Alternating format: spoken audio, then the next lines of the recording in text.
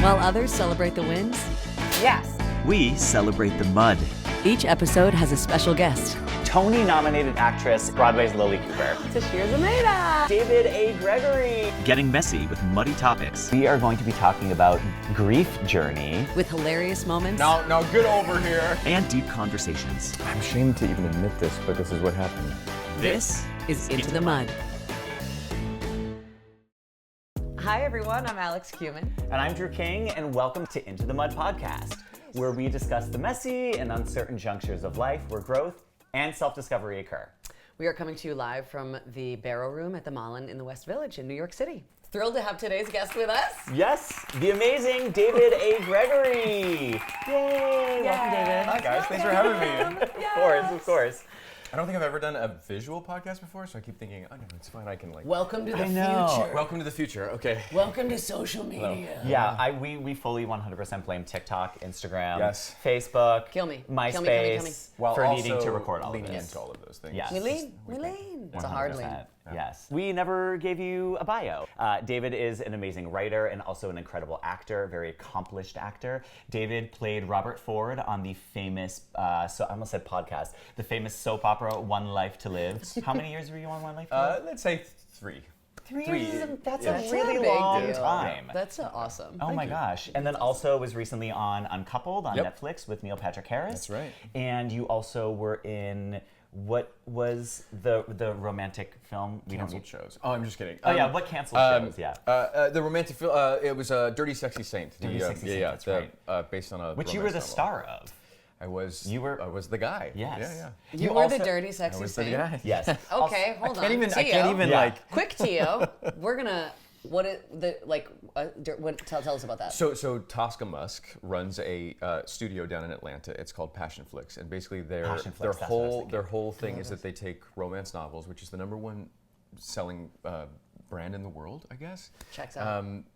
They turn them into movies for their streaming service. So I did one in I think 5 years ago now, and pre-pandemic, different time. Yeah. Okay. And it's out there for the world to see. But are you like an angel? What is? No, he's like, I described it to someone this way. He's like as if George Bailey from It's a Wonderful Life made 50 Shades of Grey. Like, he's a really nice Mary, man. chain me up. Now get over here. Have you seen Dana Carvey's bit on this? No. He does as if Jimmy Stewart was saying really sexual things. Oh my God, I love Anyway, it. I love it. that's what I did. Lasso me. Yeah. And one thing all of you as audience members have to look up is David has this incredible commercial for Airborne. Where The he tablets? has like Yes. where he's like shirtless and he's on a horse and he has big hair. Like Also along- it's kind of like it's- a Thor character. Yeah, or he's like, well, it's pre-Thor. He's like a romance novel hero. That's he what has it really is. You're long deep hair. in the romance novel. I love that. He rides a horse and he passes out airborne to people, and It's so hysterical. We're shooting the commercial up in Toronto. Long story short, and one of the producers gets a cold. I don't think this is throwing anybody under the bus. And I said, "Oh, you should try some airborne." He goes, "It doesn't work." He was so upset. Oh my god. The short story long of that is that the commercial aired, and I guess I don't know if it's okay to say this. The woman who invented the product had sold the company. She was so upset by the way they were running this company and advertising it that she bought it back. This word on the street. So the next commercial, they took ours off the air. The next commercial was her being like, "I was very upset." The way that was literally a commercial. yes, and it's my fault. It is. It is. Yeah. Wow, you bankrupted Airborne. That's Yeah. incredible. Not chapter 11. Let's say chapter 10. Okay, fine. Oh my gosh, what a incredible claim to fame. That's a fun party story for love sure. We're gonna get. I have a get feeling into we're it. gonna get really muddy today Yeah. with David in the best way Yeah. possible. Yes, no, Yeah. I'm ready for it. Yeah, we have a heavy muddy topic today. Yeah. Um, I'm gonna let Yes, both let's of go you for it. just sort so of David, go for it. so in general, we are going to be talking about David's grief journey. Hilarious. It just went, "Hello, darkness, my old friend." I was like, okay, here we go. Oh God, here we go. Stop smiling. Yep. It's time to Yeah. get serious about Okay, it. get out the tissue, start crying right now. Okay. So we are going to be talking about David's grief journey, Yep. which all of us know is not a linear journey. For those of you who have lost someone in your life, be it a parent, a sibling, a close friend, coworker, anything, grief is really fucking muddy. And it's really tricky and really confusing, and we have all dealt with grief in some capacity. Let's go. Yeah. So the short story long, I guess, is my father was diagnosed with early onset Alzheimer's when he was 58. What year was that? 2013. Okay. Initially, I guess it was mild cognitive impairment, but they were like, "This is what this turns into." He's very young. Yeah. He's 58 years old. is so young. And then he Very just young. passed away in November at 68. So it's funny because at the same time, my wife found out during the pandemic that she was going to lose her mom to a heart condition. So we had sort of prepared ourselves mentally for me to be the first to lose a parent, and then suddenly we had this 6-week timeline. You're going to lose your mom, and so suddenly we had to sort of switch gears. And this was all close to the time where we were moving my dad into a nursing home, and then there's a pandemic. So Just right on top yeah, of the you're other. not really you you're know? not really just like- processing anything. No. I mean, I was drinking a lot. I mean, it Yes, was pandemic, so of we're like course. day drinking anyway. But I was Yeah. like, let's do more. Yeah. And so Let's do more. Let's keep it going. So I wasn't really taking stock of anything until not after the pandemic, but give it a couple years. Yeah. This is just before my father passes away, and I'm like now starting to realize, I haven't caught up. I haven't allowed myself to. But I was having all these physical ailments, and so Yeah, I remember like your Body back. keeps- Yeah, my your back your was poor messed back up. was Body killing keeps you. the score, It man. does, and It's it the energy holds gets things. stuck in places, and you Very much. really, yeah, absolutely. After my dad passed away, I started like in December. So this is within the last year. I don't know when this is going to air, but we're in April now. So in December, I started having these like pains here, and it started to really accelerate by February. So I thought, maybe it's my thyroid, maybe something's going on. Went and got my blood work done. Everything's okay. But the doctor was like, "Do you have any tragic?" Oh God. Any tragic or traumatic events that have happened in the last 6 months? I was like, well, my father passed away. She's like, I'm really sorry to hear that. This could be like the vagus nerve. It could be a bunch of different things. So we're just going to check everything out. And I've noticed that while I intellectually understand what's happening, I know that he was sick. I know he was going to die. I don't think my body had understood that, Yeah. right? Our brains want us to be comfortable. Yeah. So I was like, it's fine. I mean, I'm a grown man. I know that this is coming. And my body was like, no, and shut down. And to the point where sometimes I couldn't even talk or swallow. It was like very strange. With no other, it was just like a mystery diagnosis. Yes, Like it still is. I'm supposed say. to go get a follow-up on Monday just to see, but like if I do like a lymphatic massage, I feel better. If I sit and do breathing exercises, If you do your scorpions, yes, my David taught me scorpions. his like PT stretches to help with his Yeah. back. You joke, but like No, I'm no, out they're there amazing, though. knowing we're going to talk about this, and I'm out there doing like a full squat like this, and I'm not I don't know. Sometimes we roll our eyes at like, let me just get this out. Yeah. Artists doing podcasts, being like, listen, we just have to talk about our feelings. But sometimes I'm like, no, if I don't talk about this or or like, I don't want Walk to say through the fire. You walk through the fire. My mom uses the phrase "get through it." I'm like, I don't think we can get through it. Yeah. Interestingly enough, listening to her talk about it has sort of held up a mirror about some of the habits I have for myself. So, did I even answer your question? Short story Yeah. long, I guess. Yeah. No, that's so. I love that we have immediately jumped into like the somatic side of grief and like loss and all that, and I am shocked and wonderfully surprised that your doctor asked you if you had any tragic or traumatic events, because Western medicine pays no attention to Yes. that, and it is such an enormous thing that we overlook. Yes. And that our medical system is really all about like, what's the problem, let's cut it out, Yes. versus what is happening Yep. in your life. Yep. Correct. And there is a mind-body connection that is unmistakable, and that if you find that doing lymphatic massage helps, or doing changing your body around, I mean, chakras, acupuncture, Yes. cup, like, I wanted to talk at some point today about like just more Eastern modalities of like learning or being or healing, and if you have incorporated any of that, because while I have gone through loss recently of relationship, and the mental stuff, it's all well and good to be like, my brain knows Yes. this and that, But this your heart and and your this, gut yeah. and your body are a different beast that are also absolutely integral to it, and I think it's just so fascinating. Like, I'd be so interested to hear what are some of the like physical or like somatic things that you've been doing to get through this and how that manifests. I mean, I'm embarrassed to say that people have been telling me for years that I need to get into yoga, and that one of the reasons why I didn't is because my body is so tight that it was so painful to even start. Well, so jacked. I have had hamstrings this big since I was 10 years old. Yeah. I used to take ballet class when I was a kid, and the instructor would be like, "Touch your toes," and I'd be like, "This is it." Not happening. Literally.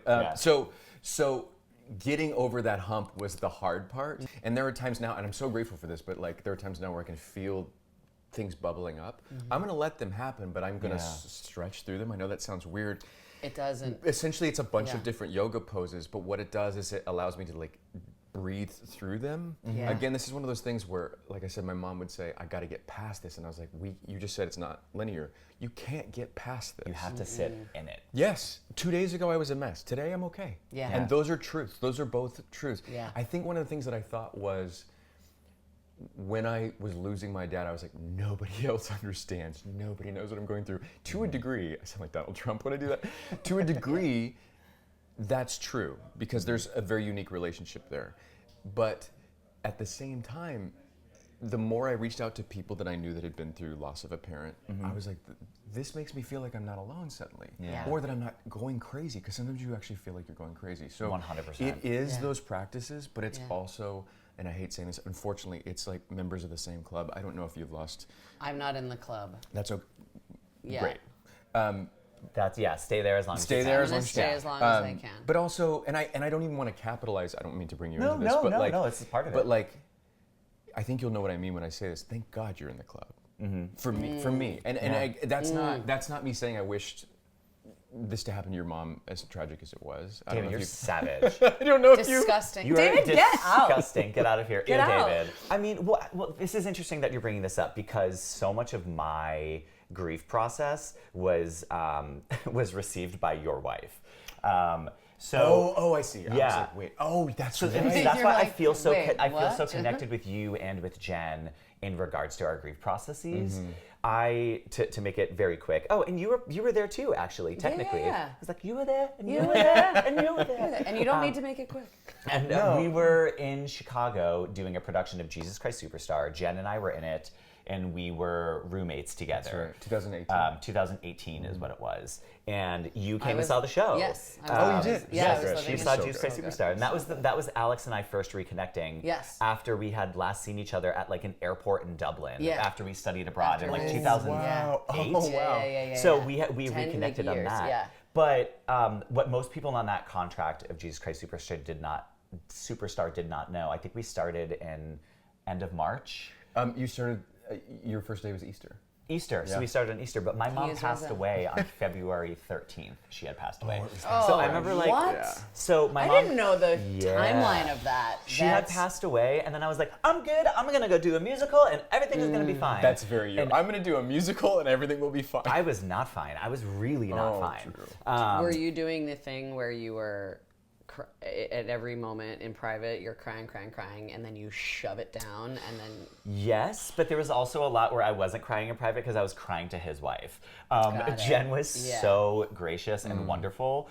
But that's what's interesting about this conversation now is that at that time, Jen hadn't gone through that experience. It And wasn't she even didn't know. close. But she was. I mean, wasn't she even still. She showed up with compassion and empathy and. Because she understood loss to a degree, we all do, and she was wonderful. But oh my God, I would just like get drunk every night, and then I was like, my mom, and I was like crying about my mom, and then the Yeah. next day it was like, Jesus Christ, it was just like this like weird paradox. He is risen. Oh, really? Oh yeah, exactly. good for him. Good for him. Where's my mom? My mom isn't risen. Yeah, it was so strange, but. Another layer on top of it was I remember when during that contract, my best friend from college, his mom passed away under the same circumstances that my mom passed away. And I remember Jen and I were at a party, like post-show, and my friend texted me and was like, my mom just passed away, and I lost it. I yeah. had to leave the party and I went into the bathroom and I broke down sobbing. And I texted Jen and I was like, can you grab my things? I can't be here right now. Like, I have to She go. told me about that. Because it was the first time that I was, as an outsider, was watching somebody who I loved go through the pain that I had gone through.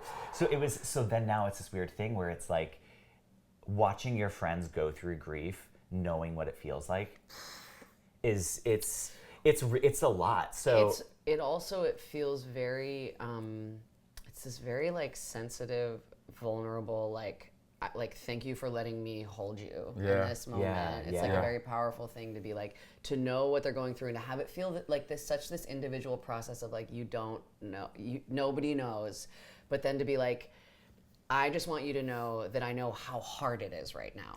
And it sucks, and it's gonna suck. And I'm not gonna tell you that everything's gonna be fine. Everything's actually not gonna be fine for a little while. And you're gonna cry, and you're gonna fall on the floor, and you're gonna have days where you can't do anything, and you will get out of it. Yes.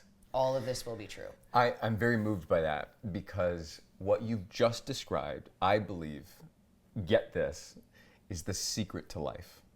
The secret to life is being a witness to each other. Oh, David. Okay. This is something, Yeah. I'm more moved by listening to you talk. This is so strange. Listening to you talk about being moved by someone else's parent's death. Yeah. Because you're saying, I know that, I understand that. And what else are we looking for? Yeah. I've spent so long as an actor working these odd jobs, trying to get ahead and like, okay, well, this is temporary while I look for this one thing. Yeah. And one day I woke up and realized, this is the thing. I'm going to work with you. You're one of my good friends. We're going to serve these assholes dinner. And there's something about that. It's like, if I don't take stock of this now, I'm going to wake up one day and realize it's all gone. Yeah. And the person I learned that from is my father. So when he was gone, I was like, wait a minute. The person that kept me going is no longer here to keep me going. Oof. So what do? And it's these lessons. It's I have to be a witness to your life. I have to be a witness to your life. I have to be a witness to Tim's life. Like, these are people in my orbit. And I'm sitting here waiting for the thing to happen. Who gives a shit if it happens if you have been an asshole the entire time? Yeah. Anyway, I just pulled us off. No. That's 100% That was on so track. It's cool. so beautiful and so eloquent. You now understand how you like to hold somebody else's pain and grief, and that is a whole different way of understanding and navigating the world and your friendships and your relationships. So, that's what I was going to say for that was, did you respond? I don't know. Now, having gone through that with Jen, you were so intimately with Jen throughout that experience. And yes, Jen's mother was also your mother, very much so. Yeah. But having gone through it with somebody that literally made you your father, did it shift your perspective a little bit on what that experience was with Jen? Or did it make you look at your father's passing in a different lens or a different way? Yes and no. There was, I'm ashamed to even admit this, but this is what happened.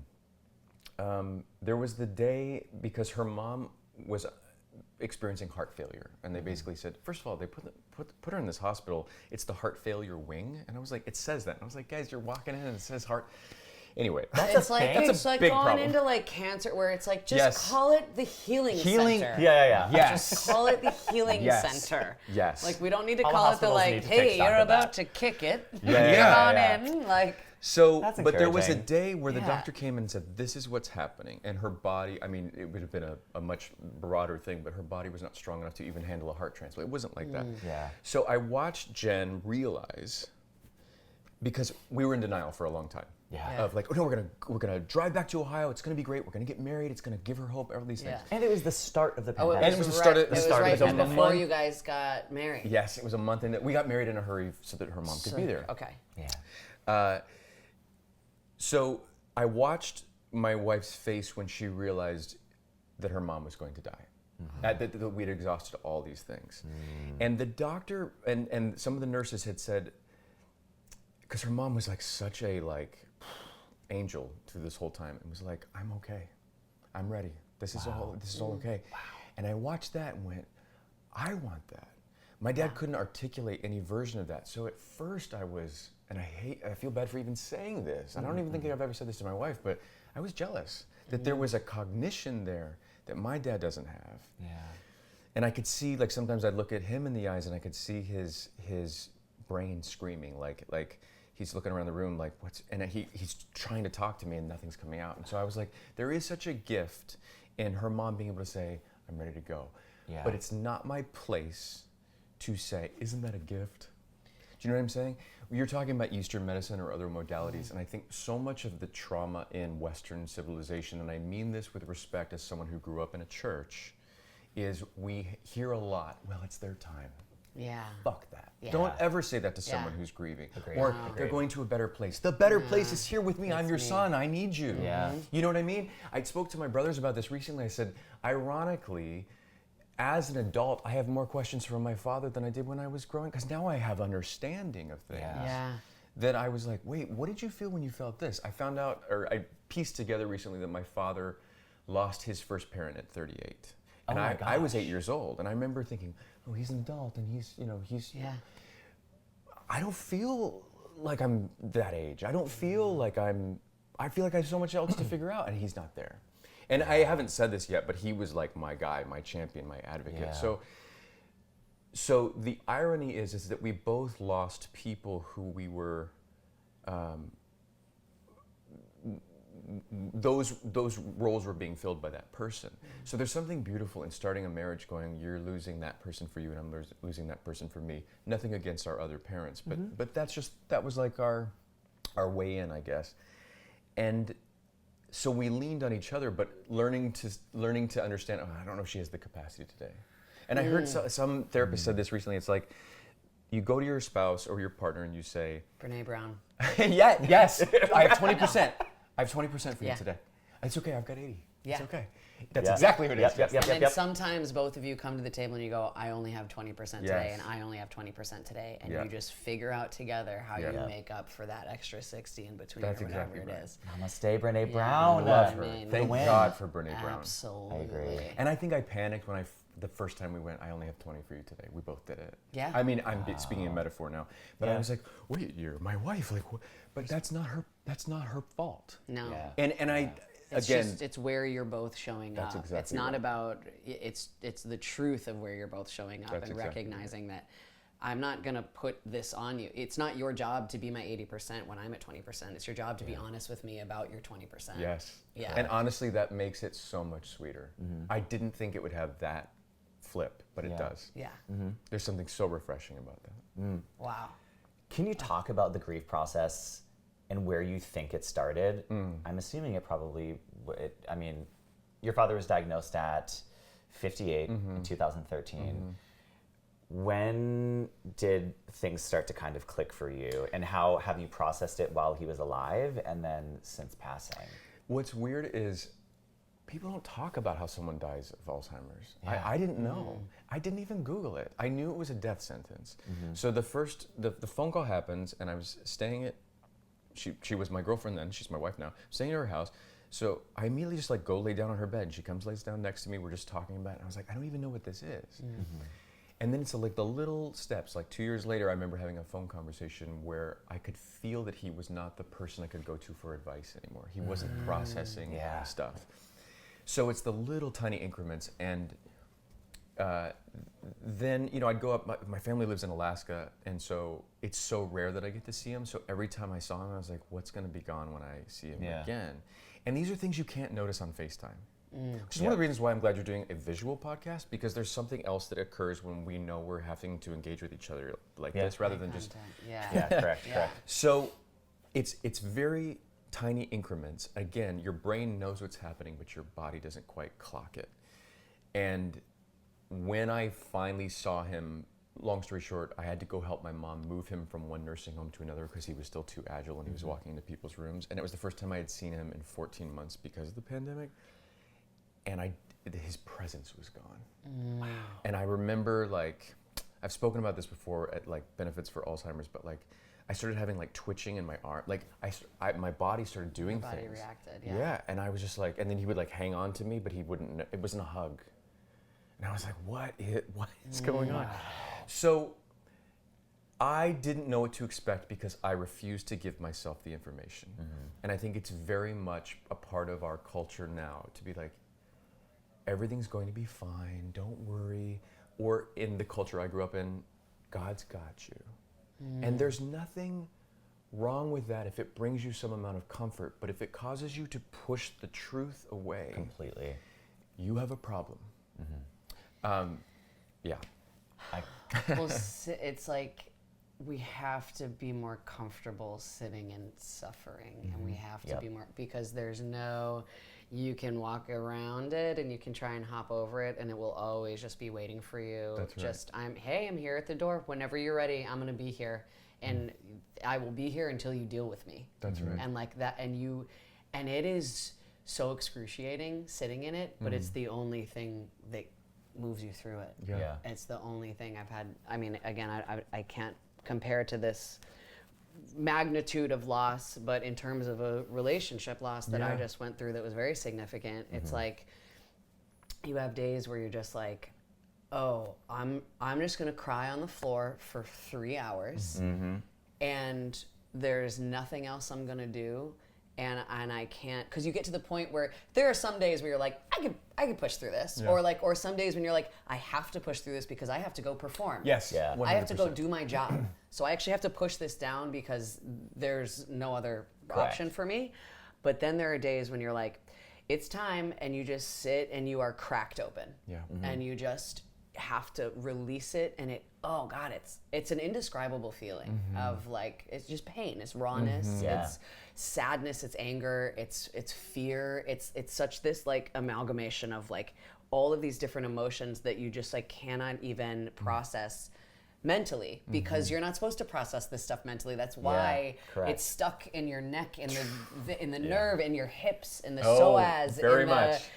Stretch those hammies Yes. out, baby. Absolutely. Like, because it sits in your body, and as you were talking about your dad hanging on you, and it's not a hug, I just thought of what kind of energetic transfer happened where you took that into your body and it was just sitting in there.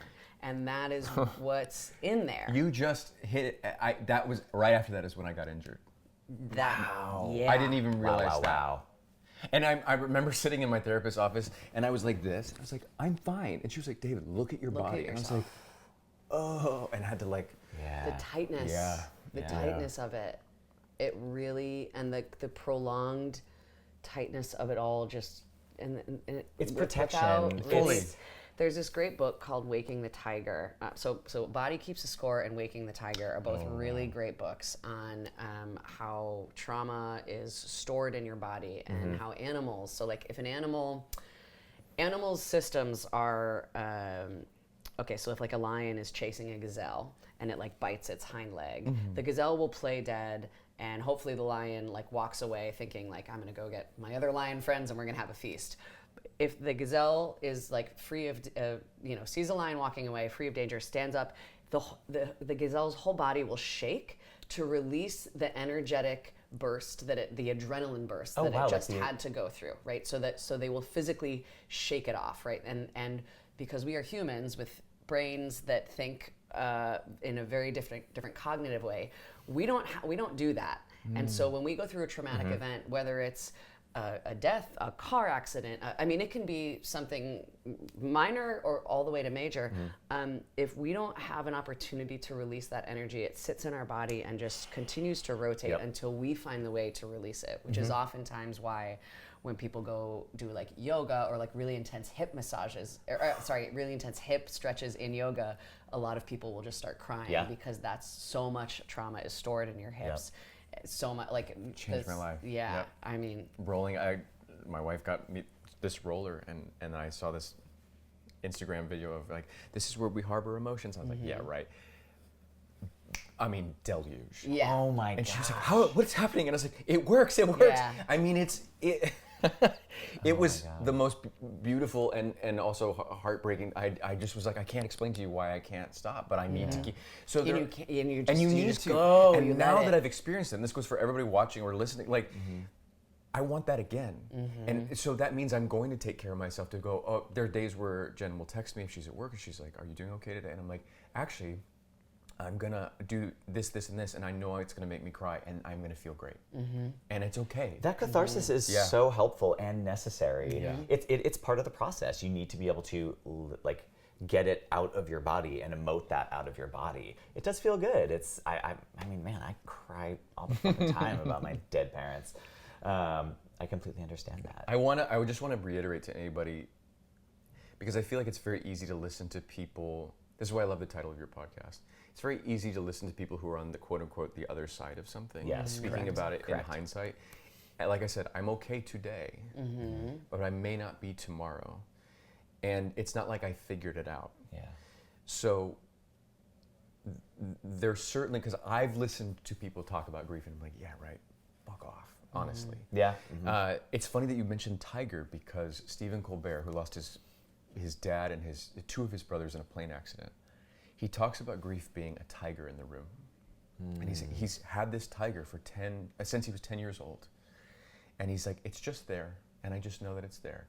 And he's like, now it would be weird if I didn't have it. And this goes to a whole other can of worms about what grief is in our Western culture and how we process things, because we either pray for them to go away or whatever. But he uses, I think it's a J.R.R. Tolkien quote of what punishments of God are not gifts. Wow.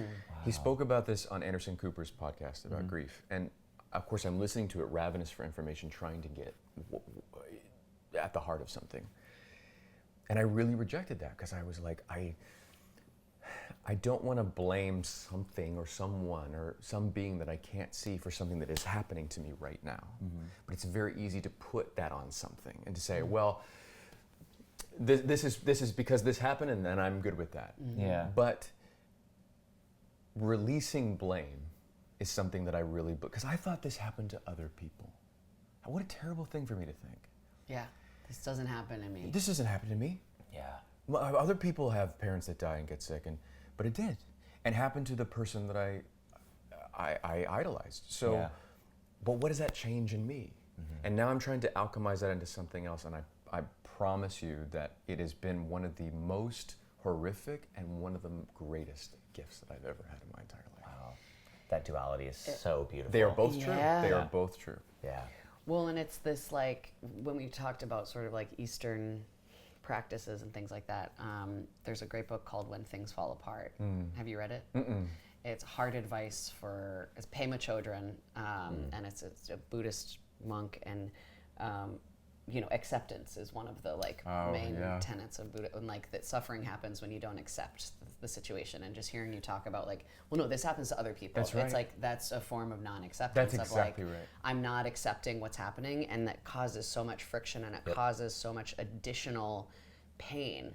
And it's accepting it doesn't mean it's okay, or even like this happened for a reason. That's it's exactly right. No, that's Yeah. not what it is. It's just this is what is. Yes. This is what is. Yeah. Well, that's part of the stages of grief, is denial. Yeah. We say this Yeah. isn't happening, or this isn't happening for the reasons that I can't. Yeah. Yeah. Yeah. Boy, that I needed to hear that today. Yeah. Yeah. It's hard though. It's not, and I'm not acting like I am have mastered any of it in any sort of way, but that book also was so helpful for me in getting through. It's such a helpful book for grief as well. And you delved into these books because of the recent situation that you went through. It wasn't like you had been reading these prior.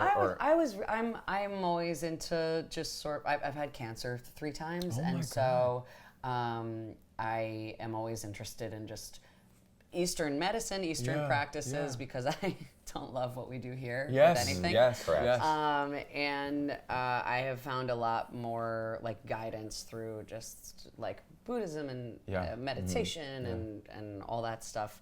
But this one in particular was this was I was going through a real tough time, and it was hard advice for when for difficult times, I think is the subtitle. But we'll link it all Yeah, because we'll have all the links. It's such a great book, and it just really helpful, solid advice that's not meant to get you out of it.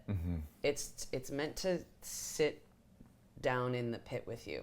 I think that's speaking of Brene Brown, one of her greatest things that I used to use in my past job, where she talks about empathy versus sympathy, where like sympathy is like if you're down in the well, sympathy is your friend looking down and going, hey, can I get you a sandwich down there? Yeah. Yeah. And empathy is someone climbing down Yes. and going sitting with you. and just sitting with you Yeah. and not trying to put a silver lining on it and not trying to go, well, at least you have your other parent, or at least That's right. these other things are going Yep. well. It's this sucks. That's right. And I am sitting right here with you. Yeah. And like that's what, you know, like Yeah. thank God for having friends who have gone through it and having like that this connection that we have as we're going through the hard times. It's Yeah. I think we need to just be more comfortable sitting in the mud if we Quite will. literally. Well done. Yes. Well done. I mean, Bringing okay, it back. wow, is she a professional? That's what we call a callback. But we have to be more comfortable with it because we, especially in Western culture, in America in particular, it's all about how can I minimize any pain I feel 100%. through alcohol, booze, sex, shopping, whatever. I don't want to feel pain. I want instant gratification right now. We have completely lost our ability to sit in suffering, and that is so detrimental to any sort of forward movement. Yeah. I think one of the overwhelming feelings for me with grief, especially regarding my mom and my stepdad from years ago, was anger. And anger is not something that comes to me easily. I'm not an angry person. I'm very passive, as you all know. I'm also very apologetic. I'm generally an anxious person. But like anger is not something that comes to me easily. But man, the rage that I was filled with regarding my mom and the injustice of it all and how unfair it felt. And I've talked about it in therapy so much, but even talking about it in therapy, I was like, you know, I'm feeling really angry today, blah, blah, blah, blah, blah. But like, I could talk about it and I could feel it at separate times. But my therapist was like, I need you to sit Connect in the this dots. anger. And Yep. you have to feel it. And we'll have a whole episode about psychedelics at another point in time. But I did this massive mushroom trip, camping with Darren and Elise last summer. Tarp. And I remember on Tarp, yeah. and one of the overwhelming emotion that came up for me during that, it was a bad mushroom trip, was anger. And I was like tripping mushrooms, like weeping about my mom to Darren and Elise, and they were so kind and generous.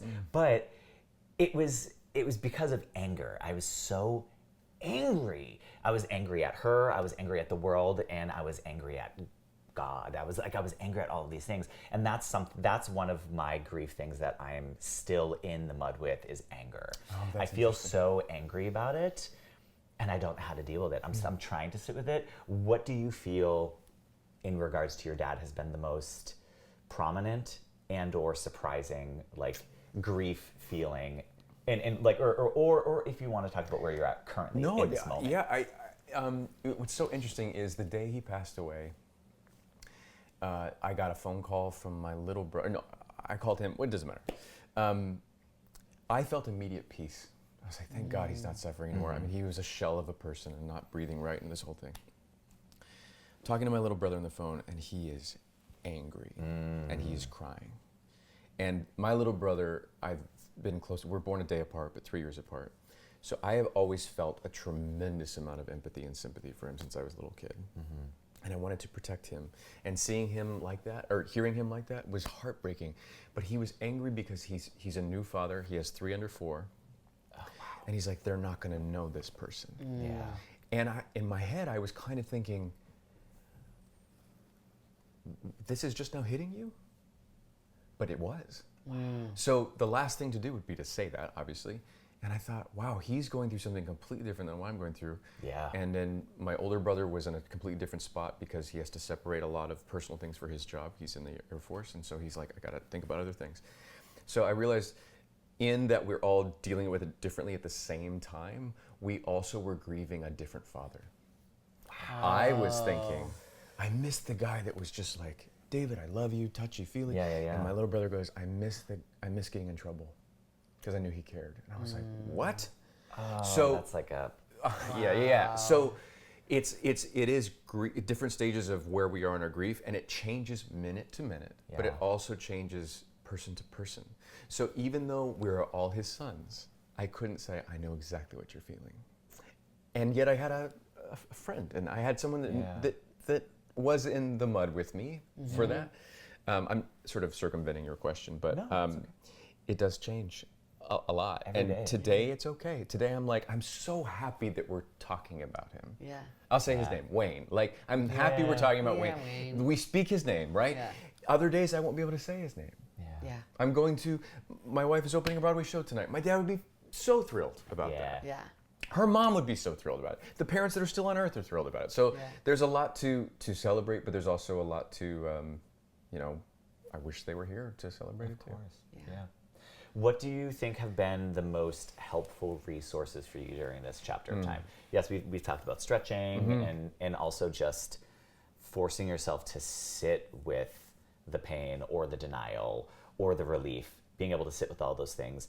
But Alex has mentioned some great books. Are there is the Anderson Cooper podcast, has that been super helpful? Very What are much, the, very much. What And are the it's resources like? different kinds of grief. So there's one where they address Alzheimer's. There's one where they address losing a child that you never knew. That's. Oh. And he's the overarching thing of this whole show for him is that he's doing like I'm going through. I'm speaking as him for a second. He's like, I'm going through my mom's stuff because she's passed away. So I'm re-investigating all of this grief. And that poor man has really been through it. His brother committed suicide. His father died when he was very young. So I've kind of thrown myself into anything that is what I think would be a remote version of what I'm also feeling. Yeah. And I avoided that for a long time. And there are some days where I'm like, I'm not going to deal with that today. Yeah. I think that's maybe been the biggest help is just listening and talking to people who are in the same club. And I was working with someone today, and he just casually mentioned, he's like, I lost my father recently. And I was like, you did? Me too. When? November, October, me too. right. It was And so the great. production number. It was so great. Oh my god. Yeah, but I'm gonna look these books up. I'll make sure Yeah. we get them to you, and we'll put them in the notes section too. If you and we want to have leave our audience members with, I don't know, some wisdom or advice or encouragement about grief and about your journey and about your process and where you currently stand, what would you want to say to listeners or to people that you've already said so many beautiful things? I mean, I don't know if I'm repeating myself, but I want to reiterate that you're not alone, but you also are unique in your situation, and both things can be true. Yep. Mm-hmm. Yep. And it varies on the day. It's weird hearing my mom talk to me over the phone about what she's going through and how she's processing things as someone that I don't know if she really wants to. It's been holding a mirror up to me to go, what am I resisting? Yeah. And when my mom says things like, I just got to get through this so I can move on, I'm like, I don't know if that's possible. But I tell you what, if you want to talk about it and really sit in it, I'll do that. I'm not going to try to solve anything, which for me is a big step because I'm a big solver. I think a lot of men are, and it's so silly. We're like, I'll fix it. And I've learned I've learned this with my wife. Just, do you need someone to listen to, or do you need someone to help you? Yeah. Is that Brene Brown too? That is It's so all beautiful. Just go watch David. her It's Netflix literally all specials. Brene Brown. Yeah. Everything is Brene Brown. Wow. Well, to bring some levity. Yes. Yes. To the Oh, that was so conversation. beautiful. David, thank you for That was sharing. Thank you Thank so you for much. sharing. I And know I'm glad you're still here. I didn't know you were a cancer yeah. survivor. I'm glad you're here. Oh, and thank you so much. Yeah. And it was thyroid cancer. It was easy. We'll have a whole podcast about that. You and your lame glad you're- cancer. I'm glad you've beaten it. I'm glad you're. Thank you. Thank you. I appreciate that. Well, so we're going to do a very quick rapid fire 10 questions. Fun, loosey-goosey. I'll do first 5, you do last 5. Yeah, let's do it. Okay, ready? Just quickest response you can muster. Okay. What's the maximum number of spritzes of cologne before it's too much? 2. What name a word that starts with the letter Q? Quentin Tarantino. If the Double toilet, points. If the toilet paper is really low but not completely out, do you replace it or leave it for someone else? I replace it and then put it the other one up for maybe sneezing. Oh my god, amazing. Okay. Climb a mountain or jump from a plane? Climb a mountain. Dark chocolate or milk chocolate? Dark chocolate. Would you rather wake up to an air horn blowing in your ear every day or wake up and have to run 4 miles every day? Oh no! Tick-tock, tick-tock. Air horn. Okay. I'll be deaf after the first year. Oh, yeah, that's right. Hell yeah. That's a resolution. Have you ever stolen anything? No. Do you return food at a restaurant if there's a hair in it? I would now. I wouldn't have done it 5 years ago. I would now. Okay. Library or coffee shop? What? Coffee shop. Okay. Because there's a Barnes & Noble coffee shop. I don't know. There's Great. okay. Yeah. You get free groceries for the rest of your life, but have to carry them home on a rush hour train without putting them down. Do you take it? Yes. Look at the economic climate we're in. In this economy? Yes. This economy. Yes. I love it. Wow. Well, David, thank you so much for sitting with us today. Where can our listeners and viewers find you? I am on social media at Instagram at David A. Greg, or as Siri goes, David Agrog. I I don't know why that. it makes me laugh. That's where I am. Amazing. Thank you both. so No, much. this is great. This was so lovely. And I know this beautiful. hasn't dropped yet as of this recording, but break a leg. This is going to be great. Thank you. Thank you so much. Thank you for being so So excited. vulnerable and Yes. honest with us. This has been so special. This has been I'm beautiful. happy to be here. And everyone, thank you for listening. Yes. Make sure you give us a like, a listen, Yeah, a like subscribe. a listen at Into the Mud podcast. Do Yep, it. on all platforms. Now. All right, thanks, All right, y'all. Bye.